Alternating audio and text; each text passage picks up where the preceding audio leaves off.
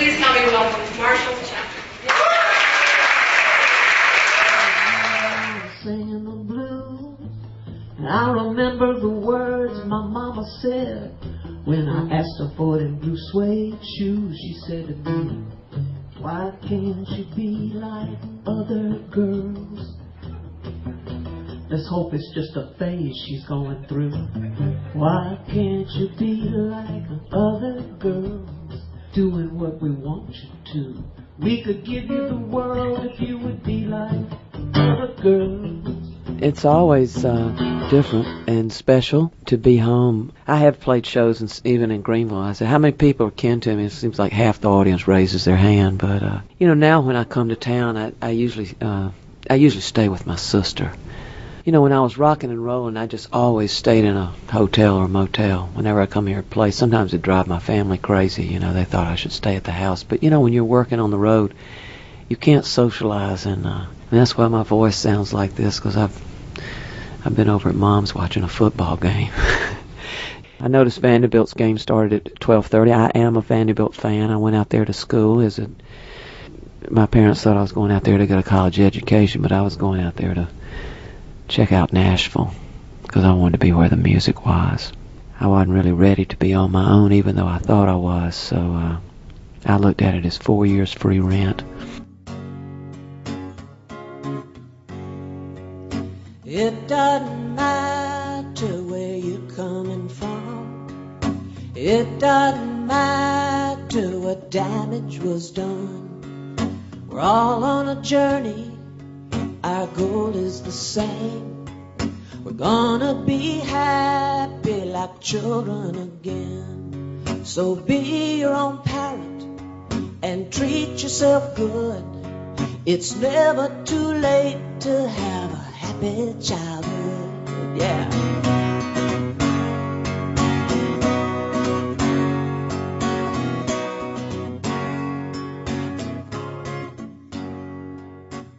Well, my first time on the road ever was singing background in Roger Miller's band. King of the Road, King of the Road. That was my part. And I'd never been west of the Mississippi, so I'm touring New Zealand and Australia with the Roger Miller show. And it was like Gidget hits the road and goes to New Zealand and Australia. She played that guitar all day long, put her feelings into song, and sang her songs for Lula May, who said, child, you got just what it takes. We all knew she'd leave somehow to find the world she dreamed about.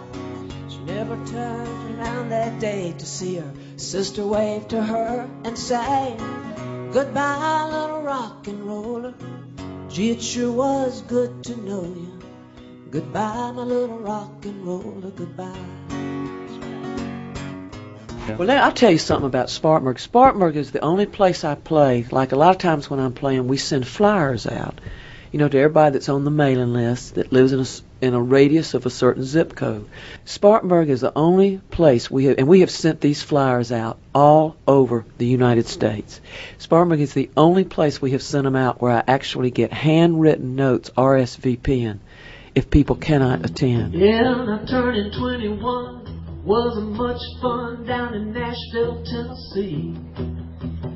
I was playing guitar down at some double knit bar, and then that's when my parents quit ribbing me about when I was going to come back to Spartanburg. I was like in the New York Times twice in 1 week, like these huge articles. They never said another word. This was taken on Lower Broad.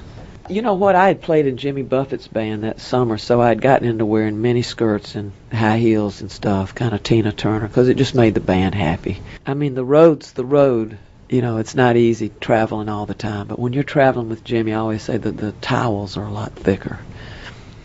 But, by the time I hooked up, I was in the band in 1987. He was already traveling in his own planes.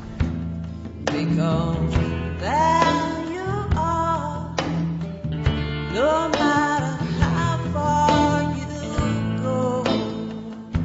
You have these moments in your career where all the hard times and everything you go through, it's like, yes, this moment is why I do this. If I go through 5 more years of hell, if there's a carrot where something like this can happen again, I will gladly sign up for that, Living in a world of trouble, living in a world of pain.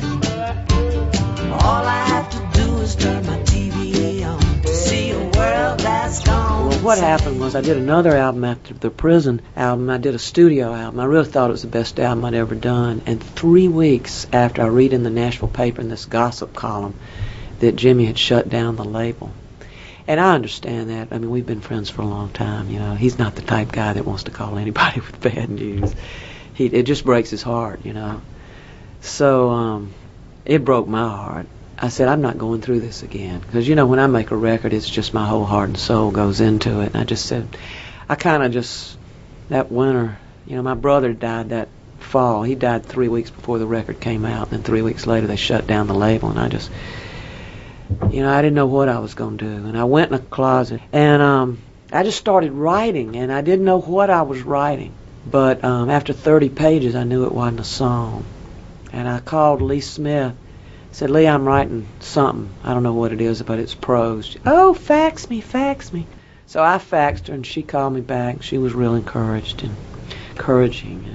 You have a voice.